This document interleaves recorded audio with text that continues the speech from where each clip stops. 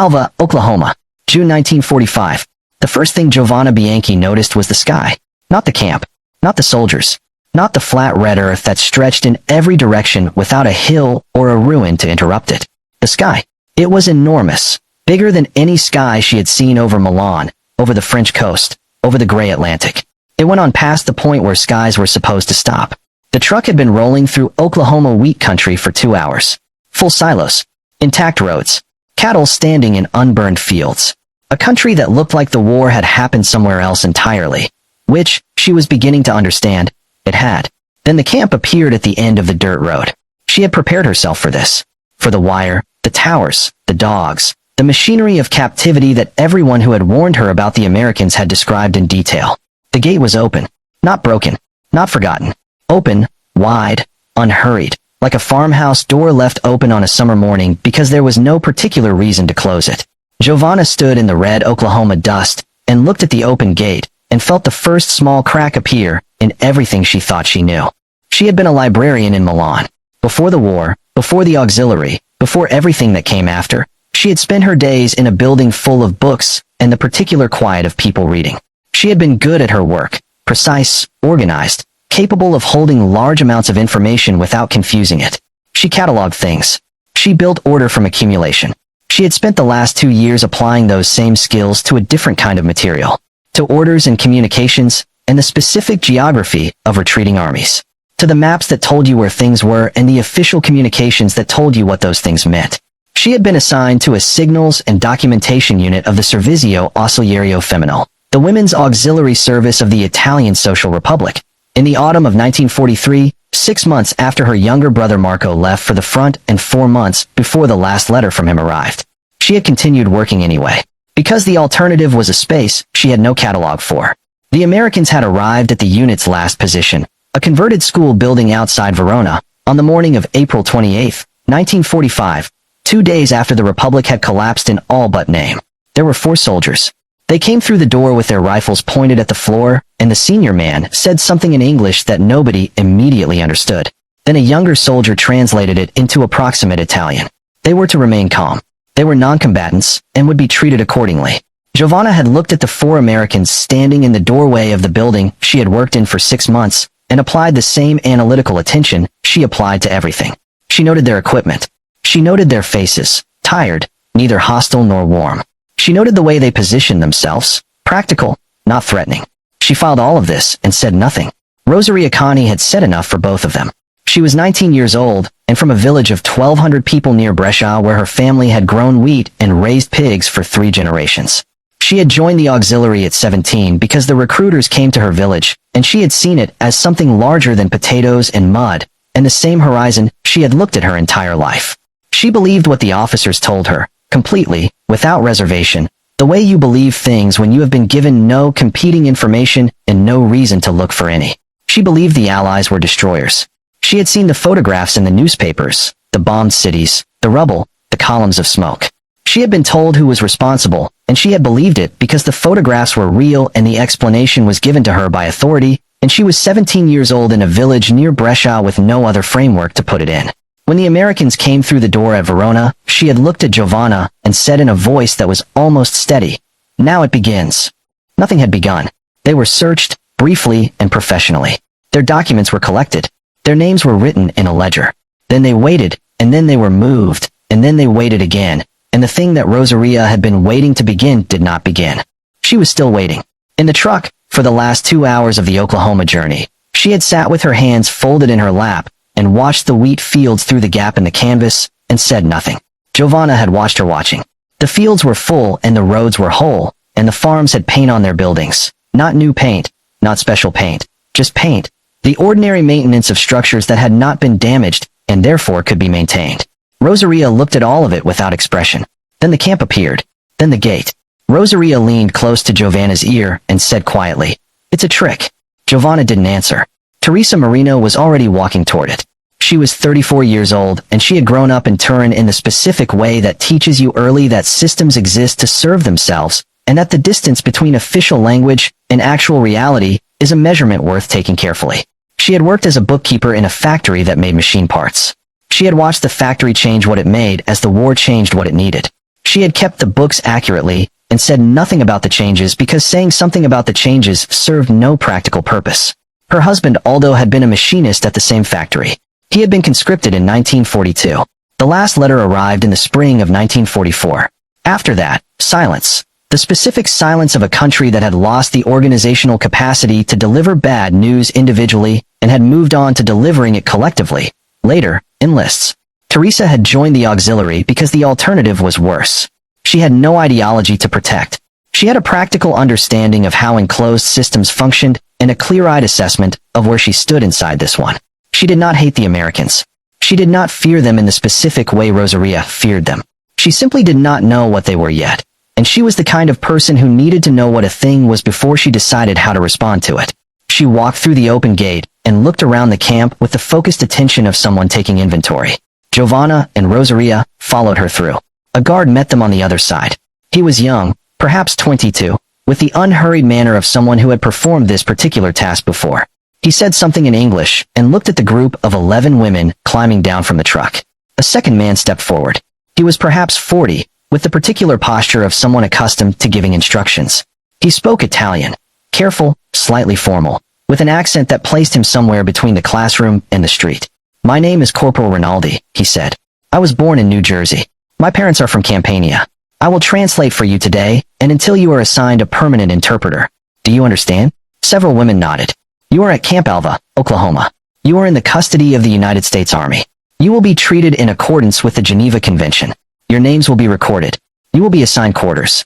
You will be informed of the camp regulations this afternoon." He paused. He looked at the group with the expression of someone adding something that was not on the official list. "No one here is going to hurt you," he said. Rosaria, standing 2 women to Giovanna's left, made a small sound that was not quite a laugh. If you are enjoying this video, leave a like, subscribe to the channel, and drop a comment below telling me where in the US you are watching this video. Corporal Rinaldi looked at her.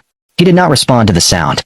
He simply looked at her for a moment with the patience of a man who had translated this particular announcement before and understood what it cost people to hear it. Then he turned and led them toward the processing building.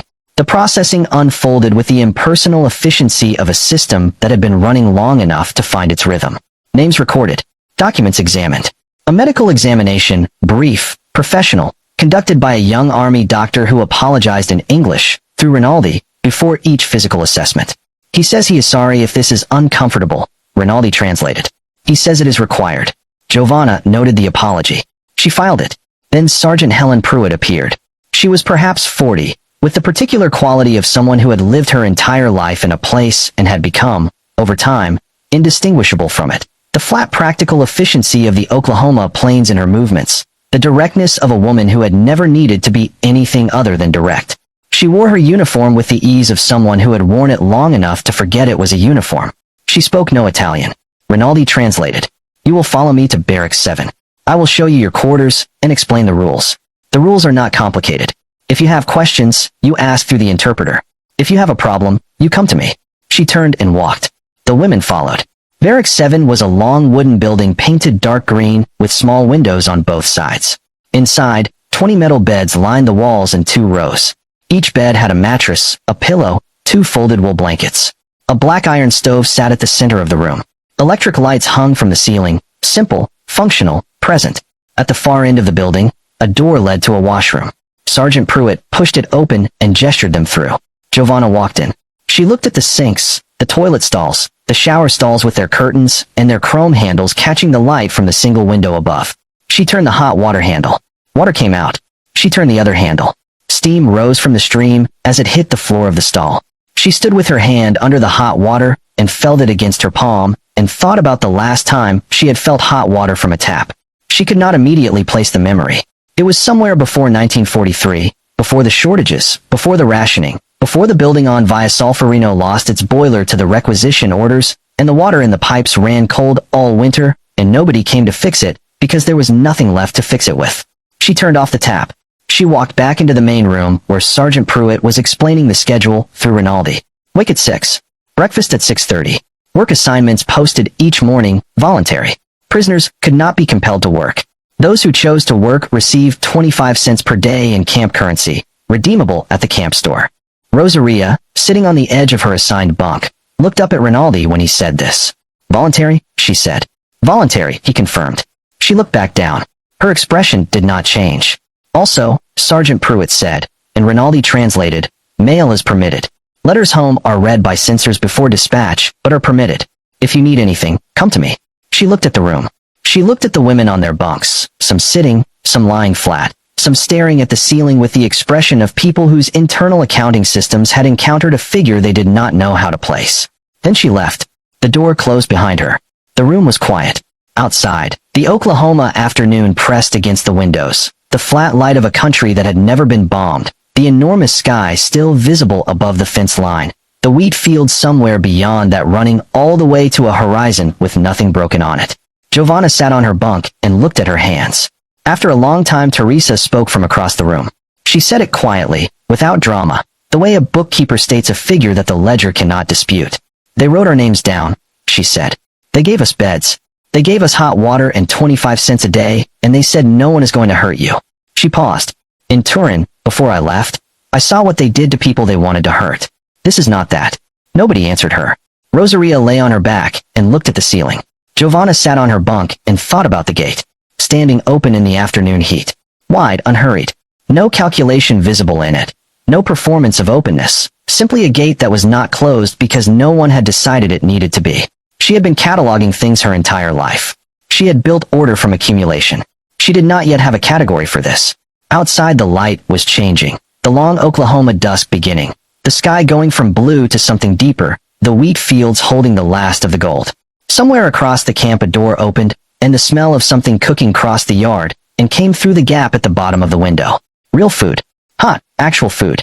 Giovanna lay back on her bunk and looked at the ceiling alongside Rosaria, and the two of them lay there in the gathering dark of their first American night and said nothing at all. The voluntary work list appeared on a board outside the administration building each morning at 7 o'clock. Giovanna found it on the third day. A single sheet of paper, handwritten in English with Italian translations beside each entry, pinned to the board with a tack. Kitchen detail. Laundry. Camp library. Organizing and cataloging. Administrative support. Agricultural work detail. Transport provided. She stood in front of it for a moment. The morning was already warm, the Oklahoma sun climbing fast over the flat eastern horizon, the red dirt of the yard beginning to hold the heat. She signed her name beside the library. Teresa, standing beside her, signed beside administrative support without hesitation. The practical instinct of a woman who understood that proximity to paperwork meant proximity to information. Rosaria read the list. She read it again. Then she walked back to the barracks without signing anything. The camp kitchen occupied a long building near the center of the compound. On the fourth morning, Giovanna passed its open side door on her way to the library, and the smell stopped her. Tomatoes. Cooked tomatoes. The specific sweetness of them reducing in a pan with oil and something herbed. A smell so precisely familiar that for a moment her feet simply did not move. She stood in the doorway. A man was working at the far stove, his back to her, moving between two burners with the economy of someone who had done this particular work long enough that his hands knew it without instruction. He was perhaps 30, broad-shouldered, wearing the army uniform with the sleeves rolled past the elbow. He turned and saw her. Buongiorno, he said. Casual. Unremarkable.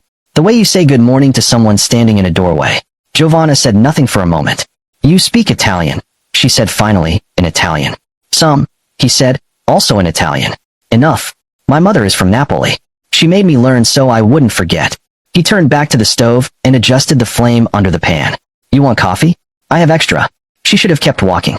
The library opened at 7:30 and Corporal Rinaldi had explained that the catalog system needed reorganizing. The previous arrangement made no sense to anyone, including the man who had created it. She had work to do. She stepped inside. His name was Enzo Romano. He had grown up in Newark, New Jersey, the second of 4 children. His father sold hardware.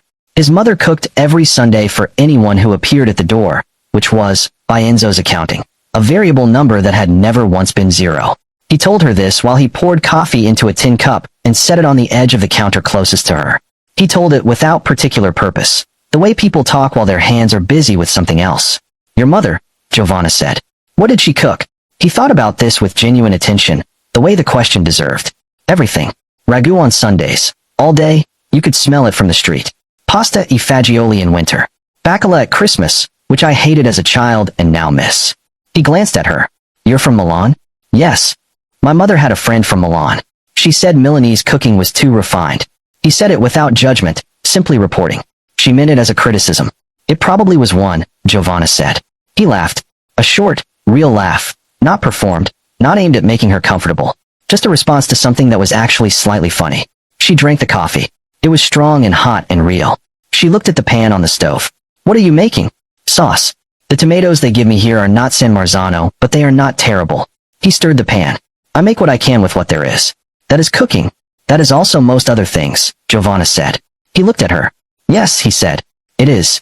She finished the coffee. She set the cup on the counter. She picked up the conversation's obvious exit and used it. I have to go. The library. Come back tomorrow, he said. I'll have the sauce finished. You can tell me if it's wrong. She walked to the library and spent the morning reorganizing a catalog system that had indeed been created by someone with no discernible system in mind. She worked carefully and did not think about the kitchen. She thought about the kitchen. Rosaria had found a place on the eastern side of the barracks where the building threw shade in the late morning. A narrow strip of cooler air against the wooden wall where she sat and watched the camp move through its daily rhythm without participating in it. Private Bobby Sutton found her there on the 5th day. He was 20 years old and from a town called Woodward, 40 miles northwest of Alva, where his family had farmed wheat for 2 generations. He had the particular quality of young men from flat open country, a patience in the body, an unhurriedness in the eyes, as though the landscape had taught him that things arrived in their own time and rushing them served no purpose. He was carrying 2 cups of water. He held one out toward her. Rosaria looked at the cup. She looked at him. He didn't say anything. He simply held the cup at a neutral distance, not pushing it toward her, not withdrawing it. Available. She took it. He sat down against the wall 2 feet from her, not close, and drank his own water and looked out at the yard. A group of male prisoners on the far side of the fence were playing some kind of card game in the shade of the water tower. 2 American guards were watching them with the relaxed attention of men monitoring something that required no intervention. After a while Rosaria said, in Italian, "Where are you from?" He looked at her. He had not understood the words, but he had understood the question, the gesture of it, the shape. He pointed northwest. Woodward, he said. About, he held up 4 fingers, 40 miles. She looked northwest. Flatland. Wheat. The enormous sky. Wheat? She said in English, one of perhaps 12 words she had. He looked at her with what might have been mild surprise. Yeah, he said. Wheat. My dad. And his dad. He paused. You? She understood the question. Grano, she said. Then, finding the English somewhere from a schoolroom that felt very far away. Wheat. Also. She paused. Near Brescia. He nodded slowly. Italy, he said. Yes. They sat with that for a moment. 2 people from wheat farms on opposite sides of a war, sitting in the shade of a building in Oklahoma with cups of water. Is it? He started and stopped. He tried again, slowly, as though choosing words from a limited supply. Is your family okay? Rosaria looked at him. She understood the words. She understood the question beneath them, the genuine one, the one that cost something to ask. She thought about her sister's last letter. She thought about the things the letter had described carefully and the things it had not described because there were no words left for them. I don't know, she said in Italian. He didn't understand the words, but he understood the answer. He nodded once and looked back out at the yard and said nothing else. They finished their water in silence. When Rosaria stood to go back inside, she did not say anything. Neither did he. But she had noted the question, the way it was asked, the genuine weight behind it, the absence of any agenda in it. She had been waiting 5 days for the cruelty to begin. It had not begun. She filed this under the category Rosaria had labeled, privately, things that do not fit, a category that had been accumulating entries since the gate. Teresa had been working in the administration office for 3 days before she asked the question. She had spent those 3 days learning the filing system, which was logical and consistent and organized by a principle she recognized immediately. Every prisoner had a number, every number had a file. Every file contained the same categories of information in the same order. Name, origin, unit, date of capture, health assessment, work assignment, correspondence record. The system assumed nothing and recorded everything. On the afternoon of the 3rd day, Corporal Rinaldi was working at the adjacent desk, processing a stack of incoming correspondence. Teresa looked up from her filing. Can I ask you something? Yes, he said. The files, she said. Every prisoner. The correspondence record. It shows what letters were sent and received. The camp reads them before they go out. Correct, Rinaldi said. But they still go out. Yes. Why, she said. You have the letters. You could simply keep them. We would never know. Rinaldi set down his pen. He considered the question with the attention it deserved, not dismissing it, not deflecting it with official language. Geneva Convention, he said. Article 76. Prisoners are permitted to correspond with their families. That is the rule, Teresa said. I'm asking why you follow it. He looked at her for a moment. Because it's the rule, he said. In Italy, Teresa said carefully, rules existed until they became inconvenient. Then they were adjusted. I know, Rinaldi said. He said it without judgment. A plain acknowledgement of a plain fact. Here the rule is the rule. It doesn't adjust because the situation is inconvenient. That's the point of having it. Teresa looked at him. And if someone above you decided it was inconvenient, then I would follow the rule, and they would need to find a reason in writing to override it. And that reason would go in a file. He picked up his pen. Everything goes in a file. Teresa looked at the filing cabinet beside her desk. At the neat rows of folders, each one a name. Each name a record that existed independent of whether the person who created it wanted it to or not. That must make it difficult to do things quietly, she said. Yes, Rinaldi said. It does. He went back to his correspondence. Teresa went back to her filing. She worked steadily through the afternoon, moving folders from the incoming stack to their correct positions, each one slotting into its place with the small precise sound of a system that was exactly as large as it needed to be, and no larger. She thought about all those factory in Turin, about the books she had kept there, accurate, complete, a record of everything the factory made and everything it changed and everything it became, about the fact that accuracy had never, in her experience, protected anything. She thought about the fact that here, in a prisoner of war camp in Oklahoma, accuracy appeared to be the protection. She was not certain what to do with that yet, but she was a bookkeeper. She knew how to sit with a figure that did not resolve immediately and wait for the ledger to show her where it belonged.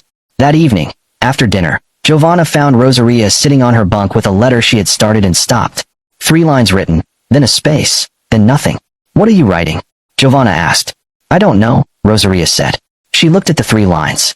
I started to tell my sister I was safe. Then I started to tell her about the food. Then I stopped. Why? Rosaria was quiet for a moment. Because I don't know how to say it without saying everything else. She folded the paper. And I don't know what everything else is yet. Giovanna sat on her own bunk across from her. Outside, the Oklahoma night was settling over the camp. The temperature dropping fast the way it dropped in open country. The sky going dark in a way that was different from the city dark she had grown up with. More complete. More present. A man in the kitchen spoke to me today, Giovanna said. He was American. From New Jersey. He learned Italian from his mother. Rosaria looked at her. He made tomato sauce, Giovanna said. It smelled like Via Solferino on a Sunday. Rosaria said nothing for a long moment. Did you eat it? She asked finally. No. I had to get to the library. But you wanted to. Giovanna looked at her hands. Yes, she said. I wanted to. Rosaria lay back on her bunk and looked at the ceiling. She picked up her unfinished letter and held it above her face and read the 3 lines she had written. Then she set it on the small shelf beside her bed. Tomorrow, she said, to the ceiling, to no one in particular, I'm going to sign the work list. Giovanna said nothing. Outside, the night settled completely over Alva, Oklahoma, and the wheat fields, and the open gate, and the enormous sky above all of it. Indifferent, enormous, and very far from everything the 3 women had ever called home. July arrived in Alva like a physical weight. The heat was not the heat Giovanna knew from Milan summers. That soft, damp warmth that gathered in courtyards and lifted in the evening when the air moved off the Po Valley. This was something different in kind. Dry, flat, absolute. It came from the sky and rose from the red earth simultaneously, as though the land and the sun had reached an agreement about temperature that excluded the people standing between them. By 7 in the morning, the air already pressed against the skin. By noon, the yard was empty of anyone who did not have a reason to be in it, and the reasons were few. The women moved through the heat the way you move through difficult terrain, conserving, adjusting, finding the shaded edges of things. The barracks held the warmth from the previous day and added the current days on top of it. At night, Giovanna lay on her bunk with the single sheet pushed to the foot of the bed and listened to the other women breathe in the dark and thought about the reading room at the Biblioteca Ambrosiana in Milan, which had been cool even in August. The particular coolness of thick stone walls and high ceilings and the accumulated cold of centuries. A coolness that had nothing to do with any machine and everything to do with what the building had been built to be. She thought about it with the specific longing of someone who understands that the thing being missed is not coming back in any form she would recognize. She turned over and went to sleep. The work list on Monday morning had 3 new entries. Giovanna was already at the board when Rosaria came across the yard. She She was moving with the deliberate quality of someone who has made a decision and intends to execute it before the decision has time to reconsider itself. She picked up the pencil on the string beside the board and signed her name next to kitchen detail without reading the other options. Rosaria. The voice came from behind them both. Low, precise, carrying the flat authority of someone accustomed to being listened to. Lucia Trinity was 31 years old and had been an auxiliary sergeant major in the SAF unit attached to the Brescia garrison, a unit that had functioned until the last possible day, that had not surrendered until surrendering was the only remaining option, and that had done so, in Lucia's accounting, under protest. She was from Milan, as it happened, born 6 streets from where Giovanna had grown up, but the city had produced 2 entirely different women from the same coordinates, which was something Giovanna had been quietly thinking about since she first understood who Lucia was. Lucia had the quality of someone who had organized her understanding of the world into a structure so complete and internally consistent that new information arrived not as data, but as attempted intrusion. She was not unintelligent. That was the thing that made her difficult. A stupid true believer was easy to observe and set aside. Lucia's belief was constructed, built from real observations arranged into a framework that served the belief, which was a different thing entirely and harder to argue with. She looked at Rosaria's name on the work list. Then at Rosaria. Kitchen detail, she said. Yes, Rosaria said. With the American cook. With whoever is in the kitchen. Lucia looked at the list for a moment. Then she looked at Giovanna, who had been standing at the board throughout this exchange doing nothing in particular with the pencil she was still holding. You understand what the kitchen is, Lucia said. Not a question. It's where they make the food, Rosaria said. It's where they make the impression, Lucia said. Her voice had not risen. It remained at the same precise level. The voice of someone presenting evidence, not arguing. The food is generous. The cook speaks Italian. The guards are polite. The gate is open. She paused. Each of these things is a decision. Someone decided. And the decision was not made for your benefit. It was made for the benefit of what they want you to think about them. The yard was quiet except for the heat. Somewhere across the camp a door opened and closed. Rosaria said. And what do they want me to think? That they are different from what you were told, Lucia said. That the people who told you were wrong. That your country was wrong, and theirs is right. And the proof is a bowl of pasta and a man from New Jersey who learned his mother's language. She looked at Rosaria steadily. Once you believe that, once you need to believe that to make sense of where you are, you will tell yourself anything they need you to tell yourself. And they know it. That is the point of the kitchen. The 3 of them stood in the heat. A bead of sweat ran down the back of Giovanna's neck. Rosaria looked at the work list.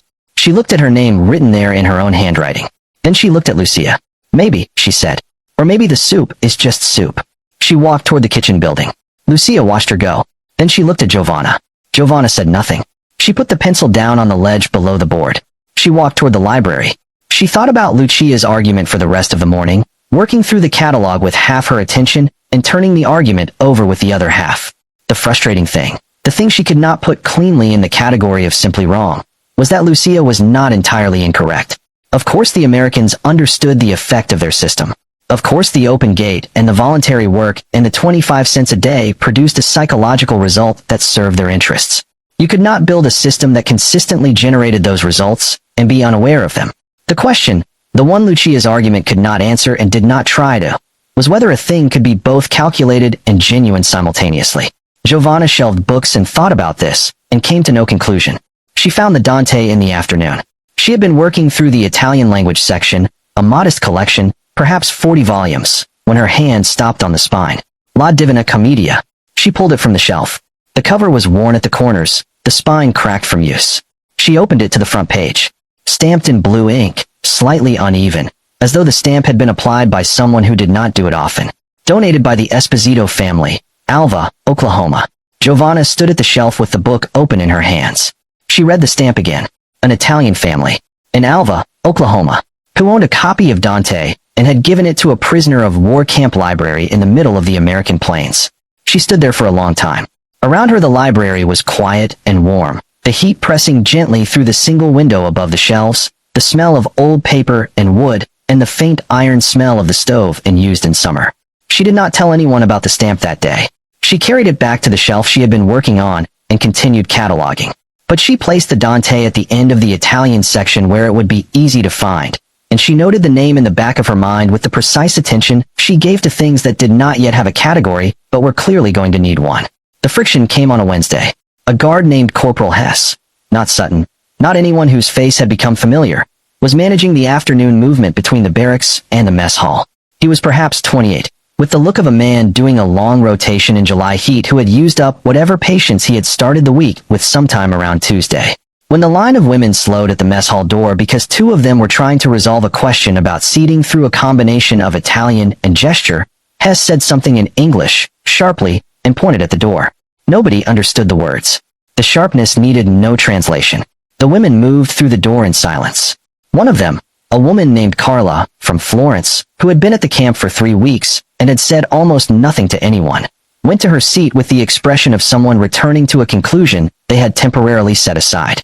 At the table, Lucia said nothing. She did not need to. The moment had said it for her. Teresa, sitting at the end of the bench, watched Lucia not saying anything and understood exactly what was happening. Lucia was filing the moment, adding it to a ledger she maintained for precisely this purpose.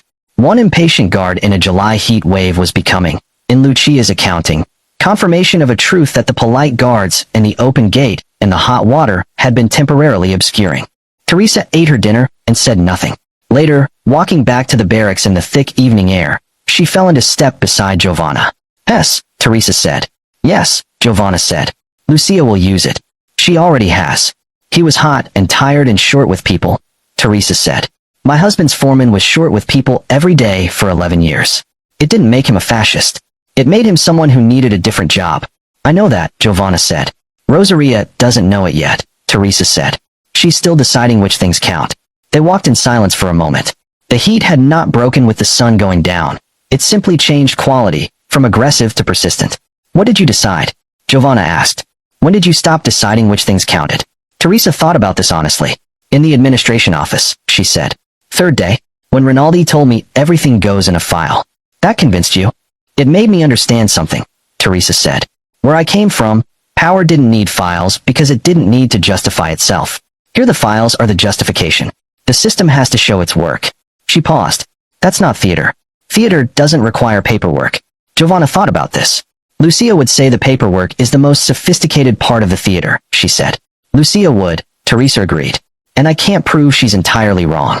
She stopped at the barracks door and looked at the sky, the stars coming out now over the Oklahoma dark, more stars than either of them had ever seen over a city, the Milky Way a faint smear across the black. "But I've been keeping books my whole life. I know what accurate records look like, and I know what it means when someone bothers to keep them." She went inside. Giovanna stayed outside for a moment. She looked at the sky. She looked at the gate at the far end of the compound, still open, even at night, the wooden crossbar with Camp ELVA visible in the lamplight, the road beyond it running straight into the Oklahoma dark. She thought about Lucia's argument, about the kitchen and the open gate and the calculated effect of consistent decency. She thought about Teresa's files. She thought about the Dante on the library shelf with the Esposito names stamped inside. She thought about something Enzo had said that morning when she stopped at the kitchen door on her way to the library. She had been stopping most mornings now, a habit that had formed without her deciding to form it. He had been making bread, the dough worked through on the flour-dusted counter, and he had said without looking up, "My mother used to say that the way you feed someone tells them what you think they are." She had thought he was making a point about the camp, a small political argument in domestic language. But he had continued, still working the dough. She fed everyone the same. The landlord, the delivery boy, the neighbor she didn't like. Same table, same portions. She said you didn't have to feel the same about everyone to treat them the same. He had looked up then. She was usually right about things. Giovanna had gone to the library and thought about it all morning. She thought about it now, standing in the Oklahoma night with the stars overhead and the open gate at the end of the road, and Lucia, Trinity somewhere inside the barracks building a case from one impatient guard in July heat. She went inside. She took out her diary, small, cloth-covered, the same one she had carried since Milan, and wrote 3 sentences. "The gate is still open. I don't know yet if that means what I think it means. But I notice that I am no longer certain it means nothing." She closed the diary and lay back on her bunk and listened to the Oklahoma night press its enormous silence against the walls of the barracks. Across the room Rosaria was already asleep.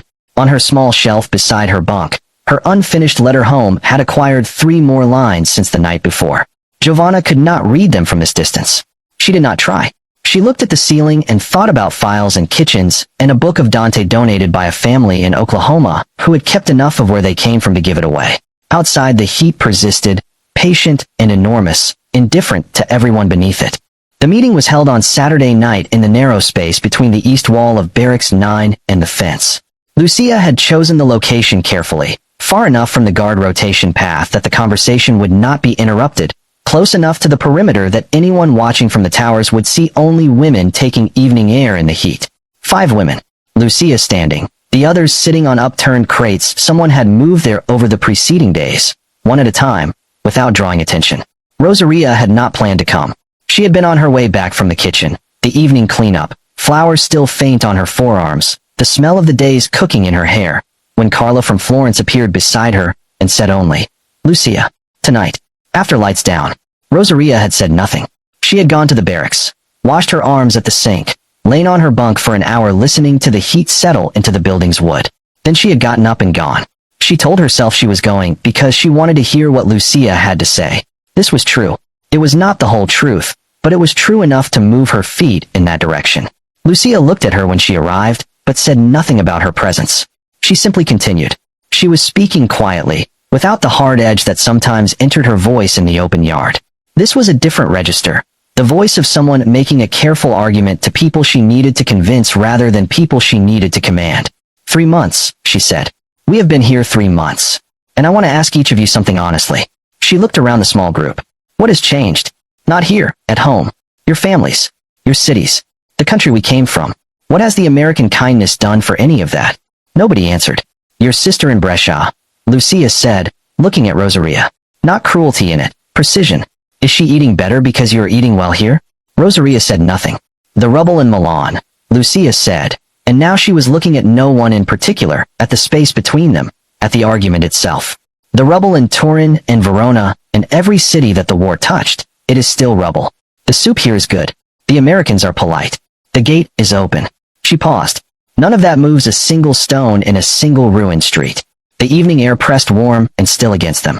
Somewhere across the camp a radio was playing faintly, an American song, something with a brass section, drifting from the direction of the guards' quarters. They are kind to you because kindness is the most efficient tool they have, Lucia continued. It costs them almost nothing. It produces compliance, cooperation, the appearance of consent. And when you go home, if you go home, you will carry that kindness like a debt. You will speak well of them. You will remember the food and the open gate. You will not remember what they were part of. What were they part of? Rosaria asked. Lucia looked at her. A war, she said. That destroyed everything we had. We were part of that war, Rosaria said. We were inside it. Yes, Lucia said.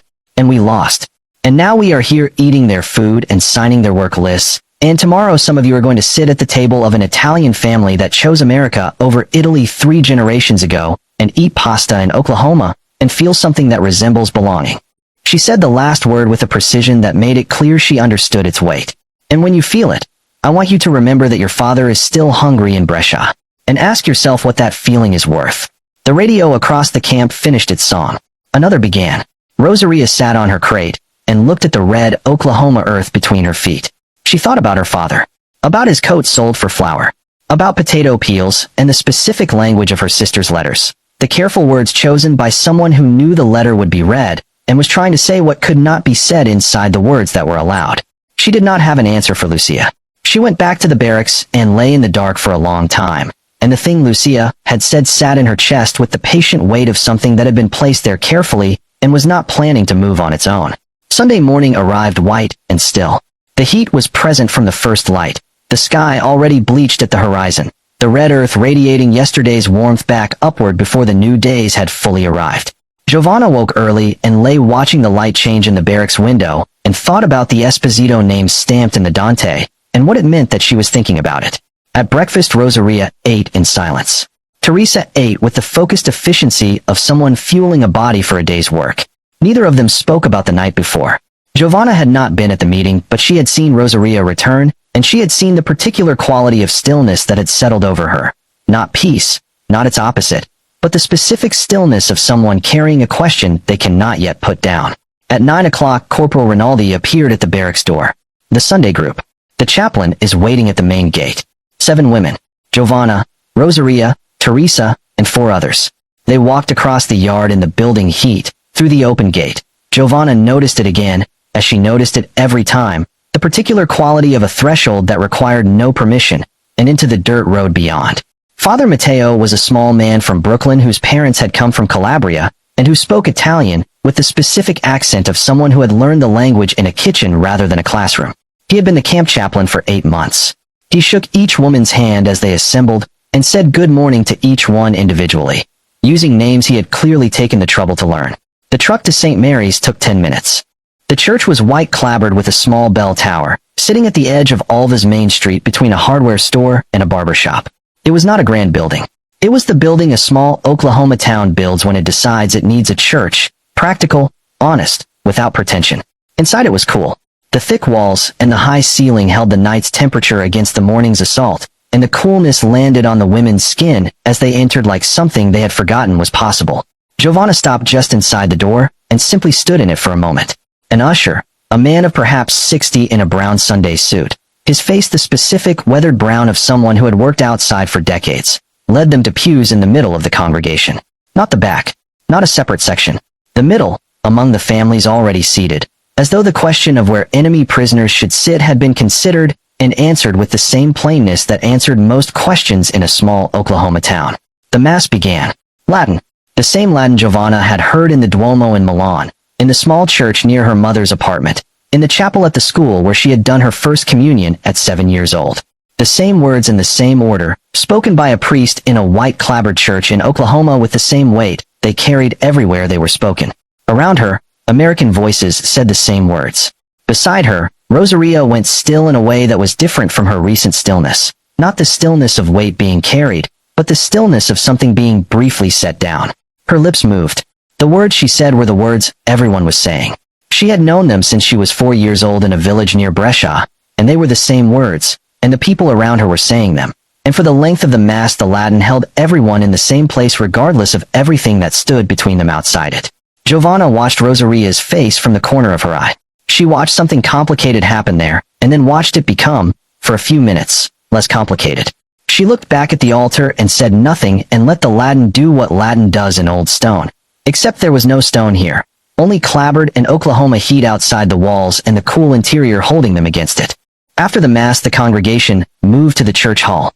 Long tables, white paper cloths, the smell of coffee and something baked, and the particular smell of a room full of people who have known each other for years and are comfortable in the knowledge.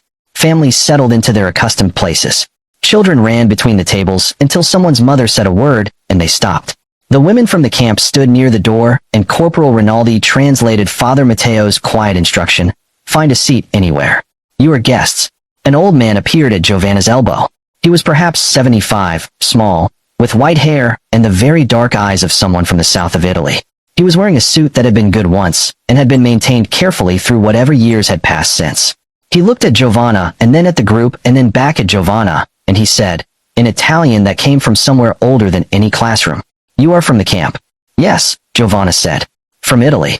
"Yes." "Milan?" He nodded slowly. "My grandfather was from Calabria," he said. "He came in 1899. He never went back." He looked at her with the dark eyes. "Welcome," he said. "Not welcome to America. Not welcome to Alva. Just the word, plain, as though she had arrived somewhere she had a right to be." "Thank you," Giovanna said. "Come," he said. "My wife has been cooking since Thursday." The Esposito table was in the corner of the hall, long enough for 12 people, already half full with family, children, a daughter-in-law, 2 men who looked like sons, a teenage girl who looked at the Italian women with the open curiosity of someone who had heard about them and was now making her own assessment. The food arrived in stages, carried from the kitchen by Mrs. Esposito herself, a small, broad woman of perhaps 70, her white hair pinned back, her movements efficient with the efficiency of someone who had been feeding large numbers of people for 50 years and had developed an economy of motion equal to the task. Pasta first. Handmade. Not the refined northern kind Giovanna knew, but something rougher and more generous. The sauce thick and dark with long cooking. The smell of it rising from the bowls as they were set down, filling the corner of the room with something that had no business being in Oklahoma in 1945 and was entirely, absolutely there. Giovanna picked up her fork. She ate one bite and sat with it. She thought about Enzo in the kitchen saying the way you feed someone tells them what you think they are. She thought about his mother in Newark who fed everyone the same. She looked at the Esposito table, at the old man in his maintained suit, at Mrs. Esposito moving between the kitchen and the hall, at the teenage girl who had stopped assessing the Italian women and was now simply sitting among them as though the assessment had concluded satisfactorily, and she thought about Lucia's question. What is the strategic value of the Esposito family? She could not find one. They were not army. They were not performing anything for anyone's benefit. They were a family in Oklahoma that had kept enough of where they came from to cook pasta on a Sunday, and they had set a table, and they had said welcome with the plain weight of people who meant it. She ate her pasta and felt something settle in her that had been unsettled for a long time. Rosaria had the letter in her pocket. She had carried it there since the previous morning, folded small, the paper worn soft at the creases from handling. She had not planned to bring it. She had not planned not to bring it. It had simply been in her pocket when she left the barracks, and she had not taken it out. She sat at the Esposito table with her bowl of pasta untouched in front of her, and she took the letter out and unfolded it on the table beside the bowl and read it. She had read it many times. The words had not changed. Her sister's handwriting, careful and small to fit everything into the permitted space. The potato peels. The coat sold for flour. The youngest brother who had stopped growing, her sister wrote, which the doctor said was from not eating enough, which the doctor said with the careful language of someone describing a thing that could not be fixed with the resources available. Rosaria read the letter and looked at the pasta and looked at the letter. Mrs. Esposito appeared at her shoulder. She looked at Rosaria's face, then at the untouched bowl, then at the letter on the table, not reading it, simply registering that it was there and that it had produced this particular stillness in this particular young woman. She sat down in the empty chair beside Rosaria. She did not say anything for a moment. She looked at the table, at the food, at the hall full of people eating and talking. Then she looked at Rosaria, and she took her hand, both hands, the way an older woman takes the hands of someone younger when words are not the right instrument, and she said, in Italian that came from the same old place as her husband's, "Mangia, cara, eat. You are safe here." Rosaria looked at her. The words landed in a place she had not known was waiting for them. Not because they were new. Corporal Whitfield had said them from a phrase card the day they were captured, the day it had seemed like the beginning of something terrible. But because this woman had no phrase card. She had no military purpose, no strategic interest, no system she was maintaining. She was 70 years old, and she had been in Oklahoma her entire life. And she had cooked pasta since Thursday, and she was holding Rosaria's hands, and saying you are safe here, because it was true, and because she wanted Rosaria to know it was true, and because that was the only reason she needed.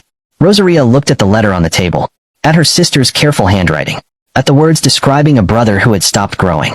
She thought about Lucia, about the argument that was almost right, about the kindness that costs nothing and produces compliance. She thought about Mrs. Esposito's hands. She thought, this costs her nothing either, and it is still real. Those two things can both be true. Something unlocked. Not loudly, not with the drama of a thing breaking, with the quiet of a door that has been stuck for a long time and has finally found the right temperature to open. She picked up her fork. She ate. The tears came without announcement, running down her face into the pasta, and she did not stop them, and she did not stop eating. Mrs. Esposito kept holding one of her hands, and with the other Rosaria ate, and the food was good and the hall was full of the sound of people who had nowhere else to be and no reason to be anywhere else.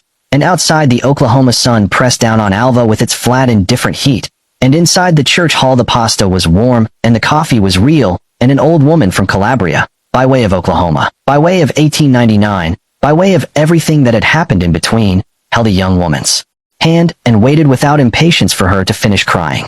Teresa, sitting 3 seats away, watched all of this. She watched it with the attention of a bookkeeper reviewing a final figure, not surprised by it, having known for some time what the ledger was building toward, but present for the moment the column closed. She ate her pasta and said nothing and let the moment be what it was. On the truck back to camp, nobody spoke for a long time. The Oklahoma afternoon moved past the canvas sides, the wheat fields, the red earth, the enormous sky beginning its long descent toward evening. The heat was still present, but different now, the angle of the sun changing its quality from assault to something almost gentle. Giovanna had the Esposito address written on a folded piece of paper in her pocket. The old man had pressed it into her hand at the door of the hall as they left, without ceremony, the way you give someone something they will need later. She held it in her pocket without taking it out. Rosaria sat across from her, her eyes dry now, looking out through the canvas gap at the passing fields with an expression Giovanna had not seen on her face before. Not peace, something more complicated than peace.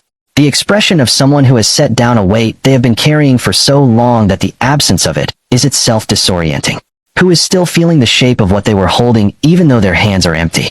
After a while Rosaria said, quietly, to the passing wheat fields. She just held my hand. Giovanna said nothing. She didn't need a reason, Rosaria said. She didn't need me to be anything. She just held my hand. The truck rolled on through the Oklahoma afternoon. I know, Giovanna said. That night, for the first time since the camp had absorbed them into its rhythm, Rosaria finished a letter home. She wrote it in the small light above her bunk, 3 pages in her careful handwriting, the permitted words chosen not to deceive the censor, but because they were the words she actually had. The last paragraph said, "Dear Anna, I cannot explain everything I have seen here in a letter. I will tell you when I come home. But I want you to know that I have met people here, American people, Italian-American people, who held my hand when I was crying and fed me pasta and asked nothing in return. I do not know yet what to do with that. But I know it is true, and I think truth is the only thing worth carrying home." She folded the letter and placed it in the envelope and wrote her sister's address on the front. She put it on the small shelf beside her bunk. She lay back and looked at the ceiling. Across the room, from Lucia's bunk, there was silence, the specific silence of someone awake in the dark, present and still, maintaining something that was becoming heavier every day to hold. Rosaria closed her eyes. Outside, the Oklahoma night settled over Alva, over the wheat fields, over the open gate and the enormous sky and the red earth that held the day's heat long after the day was gone. August became September without announcement. The heat did not break so much as gradually relent, a degree at a time. The mornings arriving cooler by increments so small that you only noticed them accumulated over weeks. The wheat fields outside the camp perimeter had gone from gold to pale to the dry brown of harvest, and on certain mornings the smell of cut grain came through the barracks window with the dawn, a smell that was the same smell as home, and entirely not home simultaneously. Giovanna noticed this without recording it. She had been noticing things for 4 months, and her diary had accumulated, page by careful page, a record of observations that she sometimes read back to herself in the evenings. Not for comfort, but to track the distance between the woman who had stepped off the truck in June and the woman sitting on the bunk in September with the diary in her hands. The distance was not as large as it should have been, perhaps, or it was larger than she could measure. She was not certain which. What she was certain of, she was not the same woman. And the difference was not in what she had been told, or argued, or convinced of. It was in what she had seen. The open gate, the hot water, the Dante stamp, Mrs. Esposito's table, the sum of small things that no single ideology could fully account for. She closed the diary and went to the kitchen. Enzo was making bread. He did this every Thursday, a task that had no military necessity, and that he had, by some negotiation she had never witnessed, simply continued doing because the camp had flour, and the bread that resulted was better than what the supply chain provided, and nobody had found a reason to stop him. She had been coming to the kitchen most mornings for 2 months now. The habit had long since stopped requiring justification. She came, he made coffee, they talked, in Italian, in the mixture of Italian and English that had developed between them over the weeks, in the occasional comfortable silence of 2 people who had established that silence was permitted. She sat at the counter with her coffee and watched his hands work the dough. "We leave in 3 weeks, she said. "I know," he said. He did not stop working. "Rinaldi told me the repatriation schedule." "October," she said. "October," he confirmed. She drank her coffee. Outside the kitchen window, the September morning was doing its slow work of becoming a day, the light changing on the red earth, the long flat shadows of the fence posts shortening as the sun climbed. "My mother's ragu," Giovanna said. "She made it every Sunday. All day. You could smell it from the street." Enzo looked up from the dough. "You told me once your mother said the same thing," she said. "I did," he said. "I used to think that was a coincidence," she said. "Now I think it was just Sunday. And mother's. And the smell of something cooking all day." He worked the dough in silence for a moment. "When you get back," he said, "find a Sunday. Make the ragu. Milan is in ruins. The stoves still work," he said. "My mother wrote me about Naples after the liberation. Half the city was rubble. She made ragu." He looked at her. She said the smell reminded the street that it was still a street. Giovanna sat with that. "Write to us," Enzo said. He had gone back to the bread. "When you get home, my mother would want to know you arrived safely. She has an interest in the women from the camp. Since I wrote to her about the kitchen." "Your mother knows about the kitchen?" "My mother knows about everything," he said. "I write to her every week." She wrote back and said, "Send them my recipe for the sauce. The real one. With the basil at the end, not the beginning." He glanced at her. "I was going to give it to you before you left." Giovanna looked at him. She thought about a woman in Newark she had never met, who had sent her ragu recipe to Oklahoma for Italian prisoners she would never meet, because her son had written to her about a kitchen and she had decided, from 4 states away, that this was what the situation required. "Tell her thank you," Giovanna said. Tell her yourself, Enzo said. Write to her. She will write back. She always writes back. He gave her the address on a piece of kitchen paper, written in his round handwriting, flour dusted at the corner from his thumb. She folded it and put it in her pocket alongside the Esposito address that had been living there since July. She finished her coffee. She went to the library for the last time. The Dante was gone from the shelf. She had known it would be. She had put it on Lucia's bunk 10 days earlier and had not looked for it since, had deliberately not looked for it, giving the gesture the same privacy she would give anything placed without expectation of return. She ran her finger along the shelf where it had been. The gap between the two adjacent books was the exact width of the spine. She did not fill it. She left the gap. She spent the morning doing what she had done every morning for 4 months, organizing, cataloging, building order from accumulation. She worked through the remaining Italian language section, checking each volume against her handwritten catalog, correcting 2 entries she had made incorrectly in July when the heat had been at its worst and her attention had been divided. At noon she closed the catalog and set the pencil down on the cover. She looked at the shelves she had organized, at the neat rows, each book in its place, each spine legible, each title findable by anyone who came looking. 3,000 books in a room in Oklahoma that would go on being a room in Oklahoma after she was gone, with or without her catalog. She thought about the Biblioteca Ambrosiana in Milan, about the reading room with the thick stone walls and the accumulated cold of centuries, about whether the building was standing. She did not know if it was standing. She picked up her pencil and wrote one final entry in the catalog, not a book title, not a call number, but a note at the bottom of the last page in her careful handwriting. Catalog reorganized September 1945 by Giovanna Bianchi, Milan. The Italian language section is on the 3rd shelf from the left, alphabetical by author. She closed the catalog and left it on the desk and walked out of the library into the September morning. The confrontation that never happened occurred on a Tuesday. Rosaria was crossing the yard toward the kitchen when Lucia fell into step beside her, not blocking her path, not positioning herself as an obstacle, simply walking in the same direction at the same pace. The yard was busy with the morning's movement, women going to work assignments, guards doing the rotation change, a supply truck idling near the warehouse. They walked in silence for 20 feet. Then Lucia said, "You stopped coming." "Yes," Rosaria said. "You could have said something." "I didn't have anything to say," Rosaria said. "I still don't." They walked another 10 feet. "When we get home," Lucia said, "it will be as I told you. The ruins will still be ruins. The hunger will still be hunger. The kindness here will not have changed any of it." "No," Rosaria said. "It won't." "Then what was the point of it?" Rosaria stopped walking. Lucia stopped beside her. They stood in the middle of the yard with the morning moving around them. "Mrs. Esposito held my hand," Rosaria said, "while I cried. While I read my sister's letter about my brother not growing because there wasn't enough food." She looked at Lucia. She held my hand. She didn't fix anything. She didn't pretend to fix anything. She just held my hand. Lucia said nothing. "I'm not going home thinking America is paradise," Rosaria said. "I'm going home knowing that a woman in Oklahoma held my hand when I was crying and asked nothing back. That's true. It happened. And I'm going to carry it." She turned and walked toward the kitchen. Lucia stood in the middle of the yard for a moment. Around her the camp continued its morning rhythm. The supply truck idling, the guards rotating, the Oklahoma sun climbing its flat arc toward noon. Then she walked back to the barracks. The Dante was on her shelf. She had put it there 10 days ago and had not moved it. She told herself she had not moved it because there was nowhere else to put it and the shelf had space. This explanation was accurate and not complete. She sat on her bunk and picked it up. She opened it to the front page. The Esposito stamp.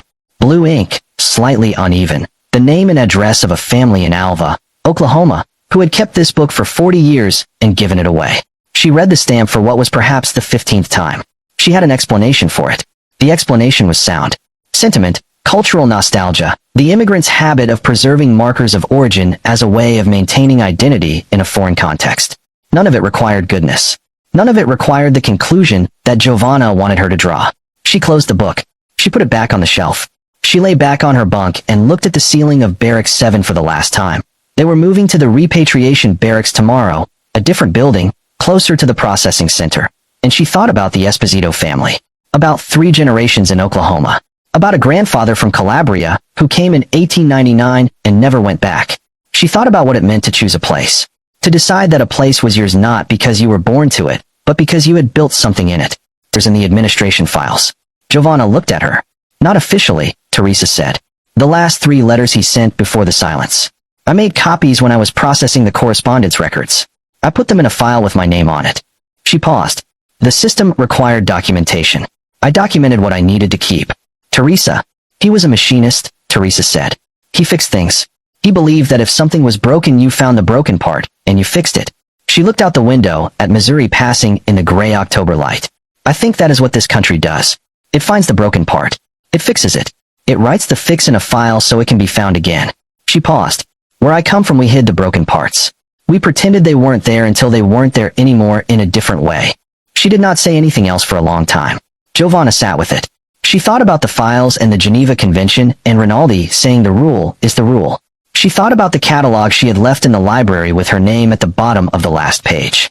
She thought about documentation as a form of faith, the belief that accuracy mattered, that things recorded were things that existed in a way that things unrecorded did not. She thought about her diary, about the Dante stamp copied inside it. We should sleep, Teresa said eventually. Yes, Giovanna said. They slept.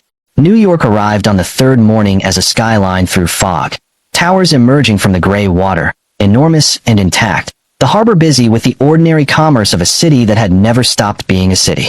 Rosaria pressed her face to the train window and looked at it. Madonna, she said quietly. Not an exclamation. A plain response to a plain fact.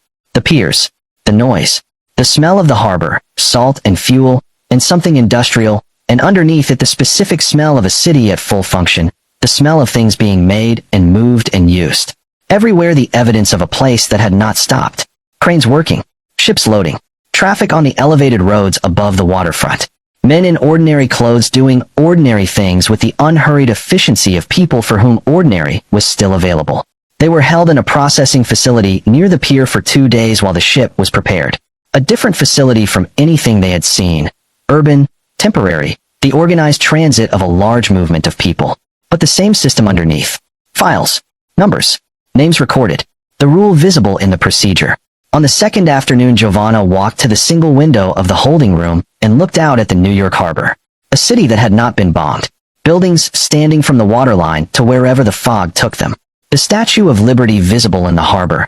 She had not expected to see it, had not thought about it, and its appearance was therefore a surprise that arrived without the protection of anticipation. She looked at it for a long time. She did not think about what it meant. She simply looked at it. A woman in a harbor, her back to a continent, her face toward whatever was coming. The same harbor through which the Esposito grandfather had arrived in 1899, through which Enzo's parents had arrived from Naples, whenever that was, through which an uncountable number of people had arrived carrying whatever they carried and looking at this same harbor and deciding, or discovering, that this was where they were. She stood at the window until the light changed and the statue disappeared into the evening fog. The ship left on the morning of October 19th. As it moved out of the harbor, past the statue, past the mouth of the bay, past the point where the city became a skyline, and the skyline became a suggestion, and the suggestion became the horizon. Giovanna stood on the deck in the cold October air and watched America disappear. She put her hand in her coat pocket. The Esposito address. Enzo's mother's address. The folded recipe on kitchen paper, flour dusted at the corner. Her diary in the inside pocket, the Dante stamp copied on the last used page. She did not take any of it out. She just felt it there. The specific weight of small things that were more than they appeared to be, carried in a coat pocket across the Atlantic toward ruins she had not seen in 2 years and did not yet know how to imagine. Behind her, Rosaria stood at the rail and watched the American coastline until there was no coastline left to watch. Then she turned and looked at the open ocean ahead, gray, enormous, indifferent, with the expression of someone who has set down one thing and not yet picked up the next, standing in the space between them. Teresa was already below deck. She had said her goodbye to America from the pier, privately, in the specific way of a woman who does not require an audience for the things that matter. The ship moved east. Lucia stood at the stern.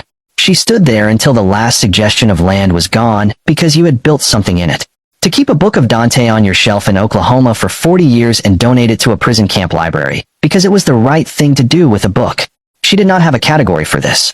She was a woman who had organized her understanding of the world into a structure so complete that new information arrived as intrusion. She knew this about herself. She had known it for some time. The structure was still standing, but the Dante was on her shelf, and she had not returned it. The repatriation orders came on a Wednesday morning in late September. Rinaldi posted them on the board outside the administration building. October 14th. Trucks to the rail station at Enid. Train to New York. Ship across the Atlantic. Genoa. Home, or what remained of it. 3 weeks. The camp changed quality in those 3 weeks the way a room changes quality when you know you are leaving it. The same objects, the same routines, the same Oklahoma sky above the same red earth, but seen now through the specific lens of ending, which made everything simultaneously more vivid and more distant. Giovanna finished her final cataloging. Rosaria worked every remaining day in the kitchen, learning from Enzo the specific timing of the sauce, the basil at the end, not the beginning, until she could do it from memory. Teresa completed the last of the filing she had been assigned and spent the final week teaching her replacement, a woman from Rome who had arrived in August, the system she had developed for the correspondence records. Lucia packed her things on the first day the repatriation orders were posted and did not unpack them.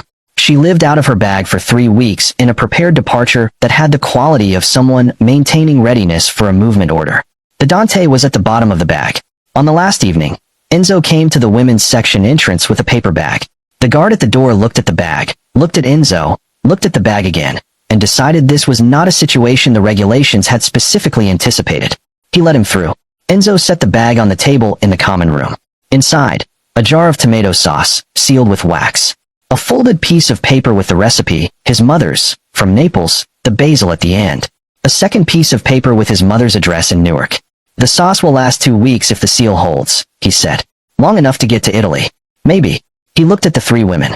At Giovanna, who had appeared at his kitchen door one morning and never fully left. At Rosaria, who had arrived angry and capable and had learned to make the sauce better than he had taught it. At Teresa, who had said almost nothing to him directly in 4 months and had understood everything. My mother says, he started. You wrote to her about us, Rosaria said. I write to her about everything, he said. She says, tell them they are welcome at the table, if they ever come back. Rosaria looked at the jar of sauce. She has never met us. No, Enzo said. But I described you. She said, they sound like people worth feeding. He paused. That is, for my mother, the highest possible assessment. Rosaria picked up the jar. She held it in both hands the way she had held the orange in the Esposito church hall, with the careful attention of someone receiving something that is more than it appears to be. Tell her thank you, she said. Write to her yourself, he said. She will write back. October 14th arrived cold and clear. The Oklahoma autumn had finally overcome the summer, the air sharp in the early morning, the sky a deeper blue than it had been all summer, the red earth holding the cold now instead of the heat. The wheat fields were harvested and bare, running to the horizon in pale brown rows. The trucks came at 7. The women carried their bags across the yard for the last time. Through the open gate, Giovanna looked at it as she passed through, as she had every time, noting the wooden crossbar, the unhurried openness of it, the road beyond running straight into the Oklahoma morning. She stopped on the other side of the gate.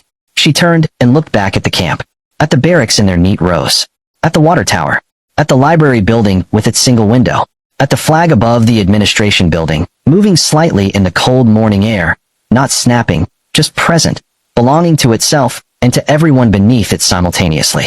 She stood there for a moment. Then she got in the truck. The train from Enid to New York took 2 days. America passed the windows in its enormous, unhurried way, the plains giving way to hills, the hills to the industrial east, the scale of it remaining consistent in its inconsistency. Full. Intact. A country that had sent its people to the other side of the world to fight a war and had kept its own streets whole while doing it. Teresa sat beside Giovanna for the first 12 hours and said very little. Then, somewhere in Missouri, Atlantic was complete in every direction. She stood with her hands on the rail and her bag at her feet, the Dante at the bottom of the bag, the blue Esposito stamp facing down toward the dark water below.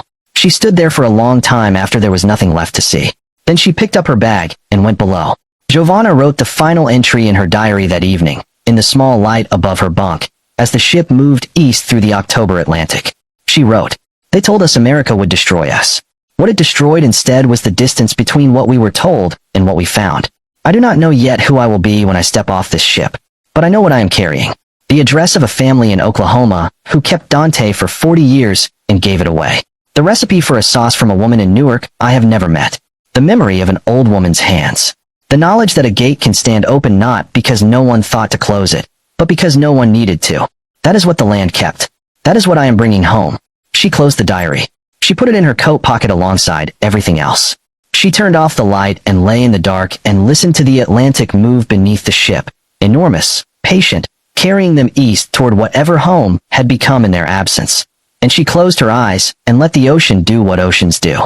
Giovanna Bianchi returned to Milan in November 1945. The Biblioteca Ambrosiana was standing. She went back to work there in January 1946, cataloging what remained. She wrote to the Esposito family in December and received a reply in February. The correspondence continued for 11 years. Rosaria Conti returned to her village near Brescia. Her brother had stopped growing, but had not stopped living. She gave her sister the address Enzo had written on the kitchen paper. Her sister wrote to his mother in Newark.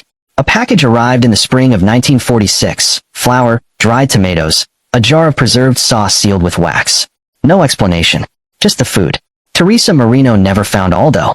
She immigrated legally to New Jersey in 1949. She found work as a bookkeeper in a hardware store in Newark. The owner's name was Romano. Lucia Trinini returned to Milan. She never spoke publicly about the camp. The Dante remained on her shelf until her death in 1987. Her granddaughter found it in the apartment afterward. The cover worn, the spine cracked, the Esposito stamp still legible on the front page. She did not know what it meant. She kept it anyway.